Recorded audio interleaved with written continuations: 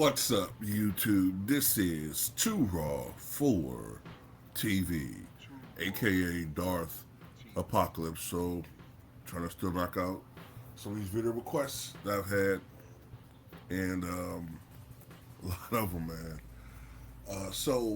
This is a what if what if scenario between the 2026 New York Knicks and the 2002 Kings.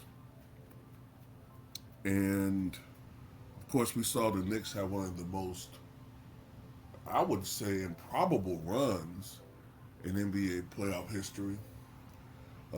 Nobody really was picking the Knicks to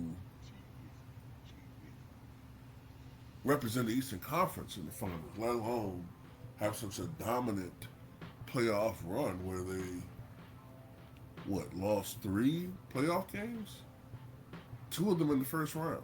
I mean, it's just incredible. They were down 2-1 against Atlanta. There were calls for Mike Brown to be fired, and then they realized something like 13 or 14 consecutive playoff wins, and don't lose again until the NBA Finals, which they won 4-1 against the phenom Victor Wembanyama and San Antonio Spurs. Although you can make an argument that even though they won that series 4-1, San Antonio statistically dominated that series. I think they led something like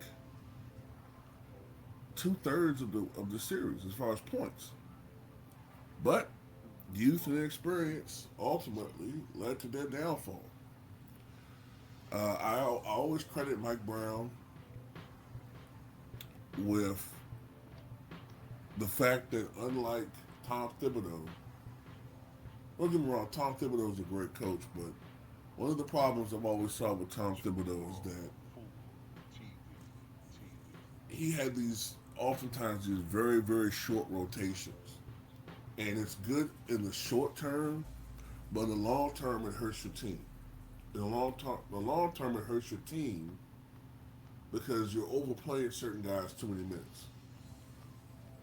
And injuries can happen with any team, but it's interesting that this year you didn't see these nagging injuries occur in the postseason that you have those years with Tom Thibodeau. But people say, I don't know what I'm talking about. But then you have the Sacramento Kings, coached by the late, great Rick Alderman. I think they won 60 games that year. No, 61. I think they won 61 games that year in 2002. And many people feel like the NBA more or less cheated the Kings out of what would have been an NBA championship because most of us believe that the Kings would have made quick work of the New Jersey Knicks in the finals. Although people argue, they counter argue, hey, okay, let's say Game 6 was rigged. They still had one more chance to win it, and look what happened in Game 7. They choked. So I'm going to tell you something, man. I really don't know who wins. I'm not trying to cop out, but I really don't know who wins this series. My head tells me one thing, but my heart tells me to say another. My head tells me to say the Kings in 6, right? Maybe even 5, from a talent perspective. Although Mitchell Robinson is, a guy that is a glass eater, in particular on the offensive rebounding end. He can be physical, obviously, for the era that he's playing in. And he's a decent rim protector. But he's not Ben Wallace, obviously. Vlade Divac, to me, is too skilled of a big man to struggle consistently against Mitchell Robinson.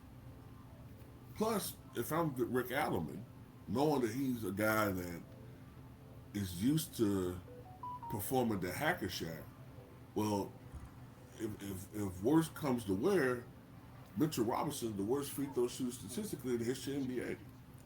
Which I don't think teams implemented that strategy enough as far as putting him on the line. But then again, rules have changed since then, where you can't consistently do it as much as you used to.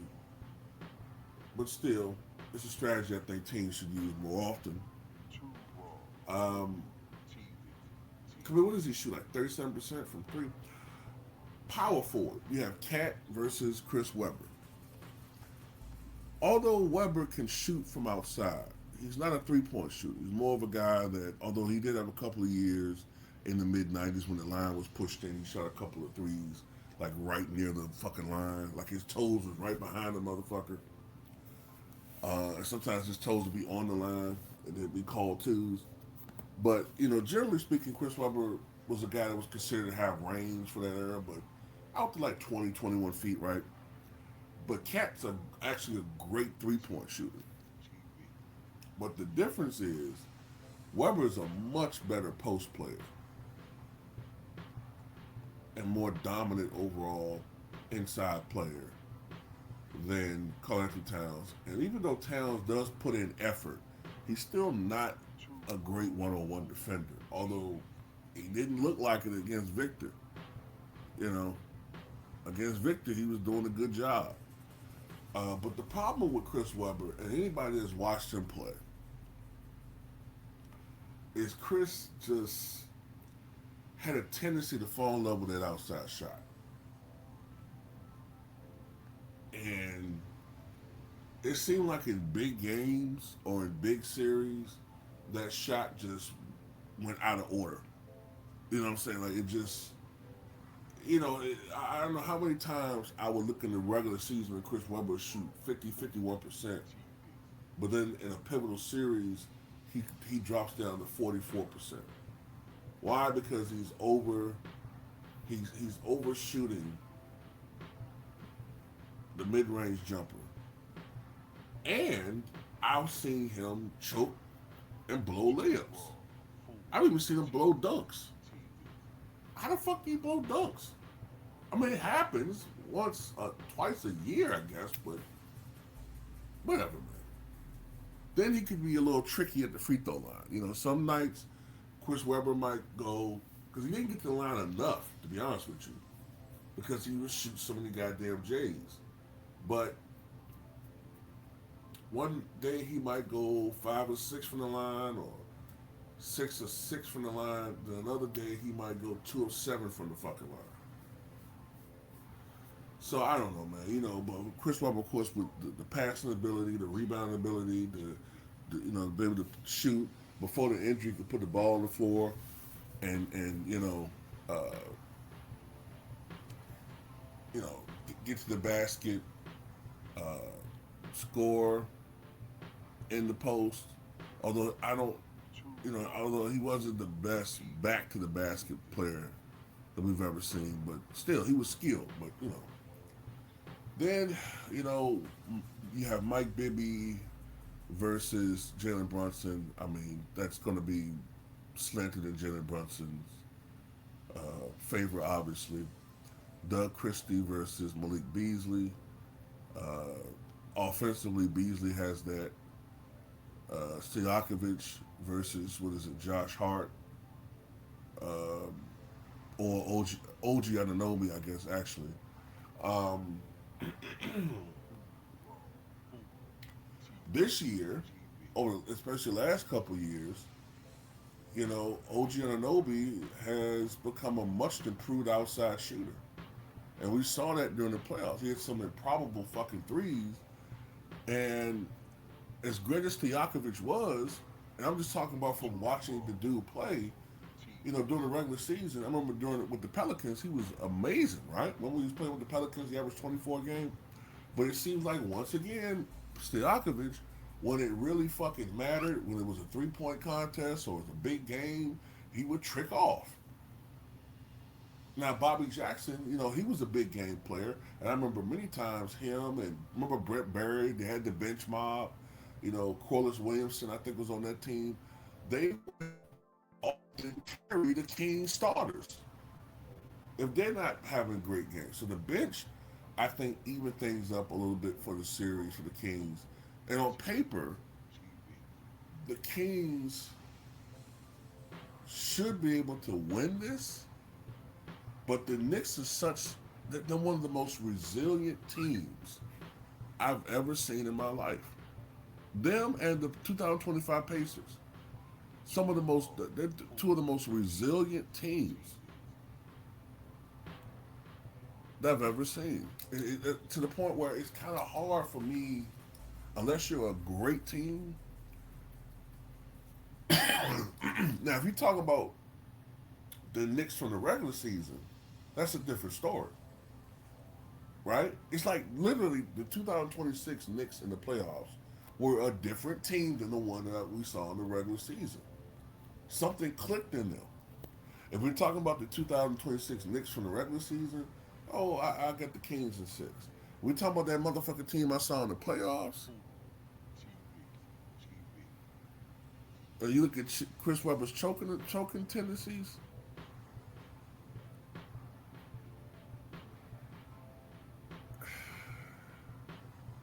Knicks in seven, man. Knicks in seven. I hate to say it, man, but Knicks in seven. And it's like the Knicks don't really have what I would call one dominant defensive player.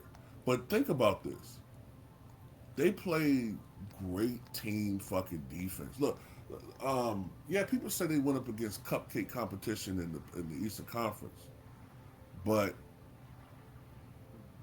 that team with the Spurs, you got Victor Wembanyama, Cat. Before the NBA got involved, Cat made Victor Wembanyama look average. And Cat's not considered a great defensive player, right? He's not considered one. Um, the Spurs are a great defensive team. And after a tricky start, Jalen Brunson was eating their ass up the last three games of that series. The Kings are not the Spurs defensively. So I'm kind of being generous here because the Kings are a great offensive team.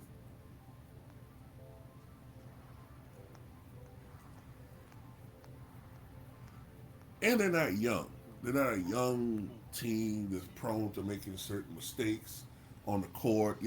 I don't see Mike Bibby rim running, trying to get a score instead of fucking slowing the game down and trying to get fouled and go to the free throw line like a certain dummy with the Spurs. But I'm gonna go with the Kings and I'm skip it to Knicks in seven, man. Tell what you guys think.